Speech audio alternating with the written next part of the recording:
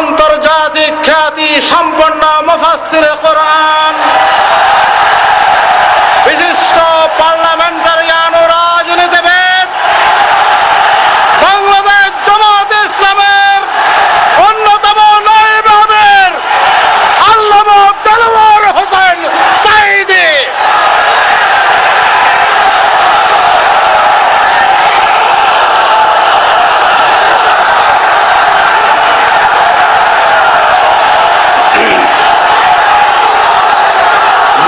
ونصلي على رسوله الكريم وعلى آله وصحبه أجمعين بسم الله الرحمن الرحيم।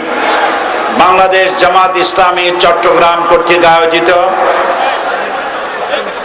বন্দর ভারতের হাতে তুলে দেওয়া এবং ধর্মভিত্তিক রাজনীতি নিষিদ্ধের ষড়যন্ত্রের প্রতিবাদে আয়োজিত আজকের এই বিশাল সমাবেশের সম্মানিত সভাপতি, মাননীয় সংসদ সদস্য, জনপ্রিয় জননেতা জনাব মাওলানা শামসুল ইসলাম সাহেব, প্রধান অতিথি, বিশ্ব ইসলামী আন্দোলনের অন্যতম পুরোধা, বাংলাদেশ জামাত ইসলামীর সংগ্রামী আমির, বিশিষ্ট আলেমে দ্বীন, সাবেক মন্ত্রী জনাব মাওলানা মতিউর রহমান নিজামী, বাংলাদেশ জামাত ইসলামীর নায়েবে আমির, বর্ষিয়ান পার্লামেন্টারিয়ান, বর্ষিয়ান জননেতা জনাব মাওলানা আব্দুল সোবহান সাহেব, জামাত ইসলামী বাংলাদেশের বাংলাদেশ জামাত ইসলামীর সংগ্রামী সেক্রেটারি জেনারেল, সাবেক মন্ত্রী, জনপ্রিয় জননেতা জনাব আলী হাসান মোহাম্মদ মুজাহিদ সহ কেন্দ্রীয় এবং স্থানীয় নেতৃবৃন্দ, উপস্থিত প্রিয় প্রাণ প্রিয় চট্টলাবাসী, বন্ধু সাংবাদিক বৃন্দ, আসসালামু আলাইকুম ওয়া রাহমাতুল্লাহি ওয়া বারাকাতুহু। দিক নির্দেশনামূলক বক্তব্য রাখবেন আমাদের প্রাণ প্রিয় নেতা। আমি সংক্ষেপে একটি বিষয়ের উপরে কথা বলবো, বাকি সব বিষয়ে কথা বলবেন আমাদের নেতা। ধর্মভিত্তিক রাজনীতি নিষিদ্ধ ঘোষণার যে পায়তারা করছে গভর্নমেন্ট, সেই ব্যাপারে কিছু কথা আমি বলতে চাই। এই ভূখণ্ডে আরব দেশ থেকে ইসলাম প্রচার করার জন্য দুই দিক থেকে লোকেরা এসেছিলেন। যারা স্থল পথে এসেছিলেন দ্বীনের দাওয়াত নিয়ে, তারা প্রবেশ করেছিলেন পাকিস্তানের খাইবারের গিরিপথ থেকে। আর যারা নৌপথে এসেছিলেন তারা সমুদ্রের ভিতর থেকে এসে চট্টগ্রামের মাটিতে সর্বপ্রথম নারায়ে তাকবীর আল্লাহু আকবার আওয়াজ তুলেছিল এই জমিন থেকে। এবং এই চট্টলার জমিন হচ্ছে সেই জমিন যে জমিনে পাকিস্তানের শোষক নির্যাতক সরকারের বিরুদ্ধে এই জমিনের উপর থেকেই শহীদ প্রেসিডেন্ট জিয়াউর রহমান মহান স্বাধীনতার ঘোষণা দিয়েছিলেন। এই সেই বীর চট্টলা।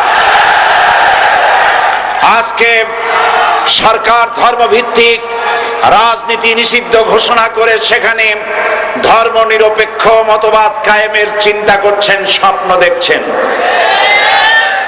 ধর্মনিরপেক্ষ মতবাদ এটি একটি প্রতারণা, এটি একটি জালিয়াতি। নাস্তিক এবং পাগল ছাড়া কেউ ধর্মনিরপেক্ষ হতে পারে না। একজন হিন্দু যখন মন্দিরে যায় ৩৩ কোটি দেবতাকে প্রণাম করে, ১২ মাসে ১৩ পূজা করে, তিনি ধর্মের ব্যাপারে নিরপেক্ষ রইলেন না, ধর্মের পক্ষেই চলে গেলেন। একজন শিখ যখন মাথায় পাগড়ি পরেন, হাতে লোহার বালা পরেন, গুরুদুয়ারায় যান, তখন ধর্মের ব্যাপারে নিরপেক্ষ রইলেন না, ধর্মের পক্ষেই চলে গেলেন। একজন খ্রিস্টান যখন জিসাস খ্রাইস্টকে সন অফ গড বলেন, রবিবার দিন যিনি গির্জায় যান, তিনি ধর্মের ব্যাপারে নিরপেক্ষ রইলেন না, ধর্মের পক্ষেই গেলেন। বাংলাদেশের মাননীয় প্রধানমন্ত্রী শেখ হাসিনা যখন মক্কা শরীফে যান, মদিনায় যান, আর যখন মাথায় হিজাব পরেন, বোরকা পরেন, উমরা করেন, তেলাওয়াত করেন, নামাজ পড়েন, তখন তিনি আর নিরপেক্ষ রইলেন না, ধর্মের পক্ষেই রয়ে গেলেন। কাজী তার মতো একজন লোক যখন ধর্মের নিরপেক্ষের কথা বলেন, তখন রীতিমতো বাংলাদেশের 16 কোটি মানুষের সাথে প্রতারণা করেন।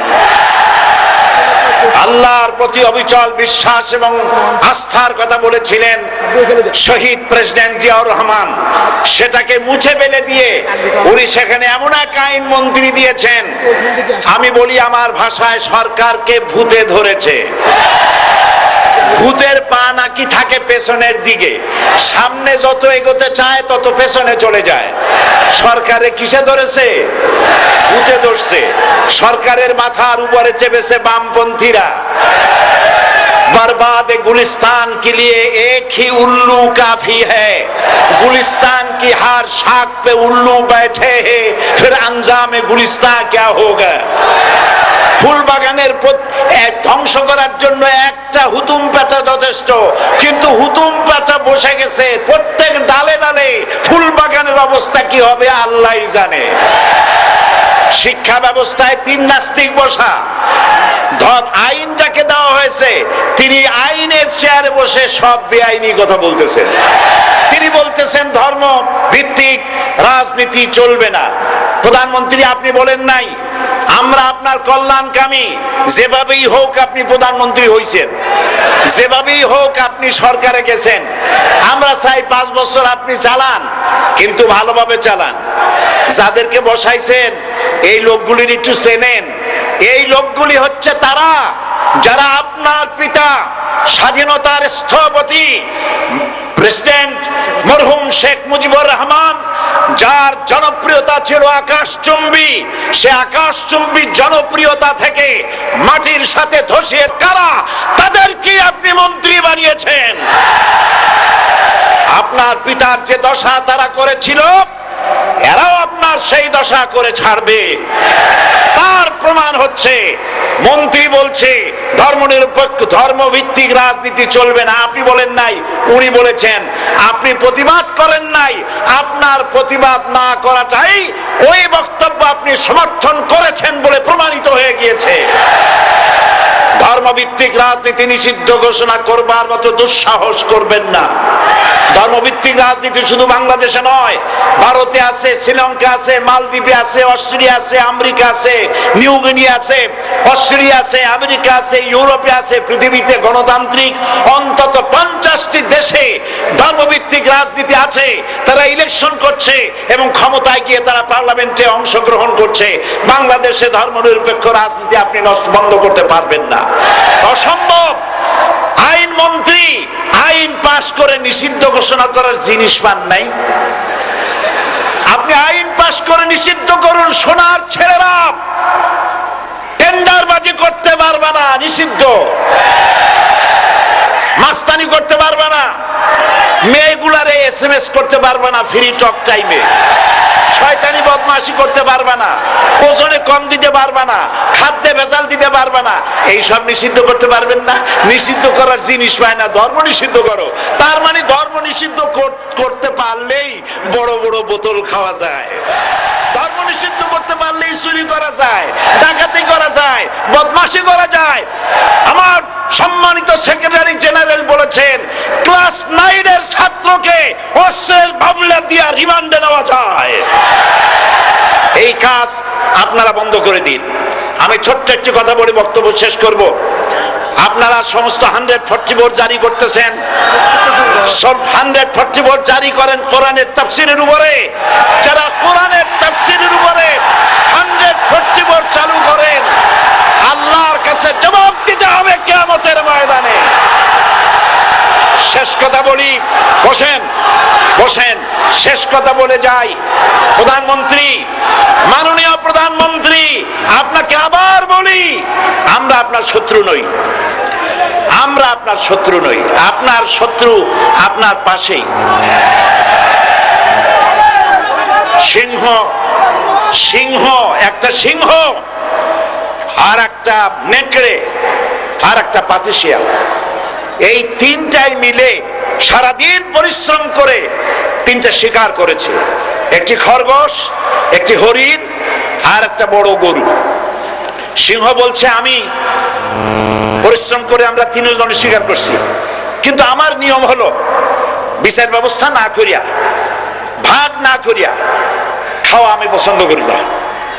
তো আমি প্রথমে দায়িত্ব দিলাম নেকড়ে গায়ে, নেকড়ে ভাগ কর।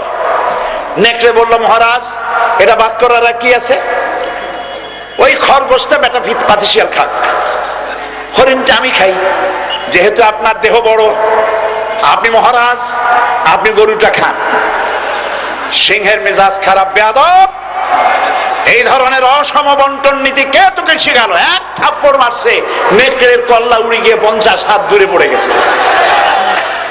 এবার সিংহ বলছে এই শিয়াল ভাগ কর বেটা। শিয়াল কয় মহারাজ এই সাধারণ জিনিসে কি ভাগ করার কোনো বিষয়? কয় না, ভাগ না করলে তো আমি খাইতে পারি না। তো ভাগটা যদি আমার করতেই বলেন, আমি বলবো খরগোশ দিয়ে আপনি ব্রেকফাস্ট করবেন, লাঞ্চ করবেন হরিণ দিয়ে, ডিনার করবেন গাভী দিয়া। মহারাজ খুব খুশি, হ্যাঁ রে শিয়াল রে, এত সুন্দর ইনসাফ ভিত্তিক বন্টন নীতি কে তোরে শিখাল রে?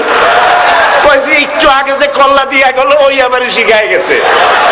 কাজী ধর্মভিত্তিক রাজনীতি নিষিদ্ধ করতে গিয়ে ফেরাউন আর নমরুদ যে শিক্ষা পেয়েছে তার থেকে শিক্ষা গ্রহণ করুন। আগুন নিয়ে খেলবেন না, বরদাস্ত করবে না বাংলাদেশের 16 কোটি মানুষ। মুসলমান তো দূরের কথা, হিন্দু, খ্রিস্টান, বৌদ্ধ সব ধর্মপ্রাণ ধর্মভিত্তিক রাজনীতি নিষিদ্ধ করার মতো আগুন নিয়ে খেলা বন্ধ করুন, বন্ধ করুন। জনগণ মানবে না, মানবে না, মানবে না। আল্লাহ হাফেজ। বাংলাদেশ জিন্দাবাদ, বাংলাদেশ জামাত ইসলামী জিন্দাবাদ, বীর চট্টলা জিন্দাবাদ।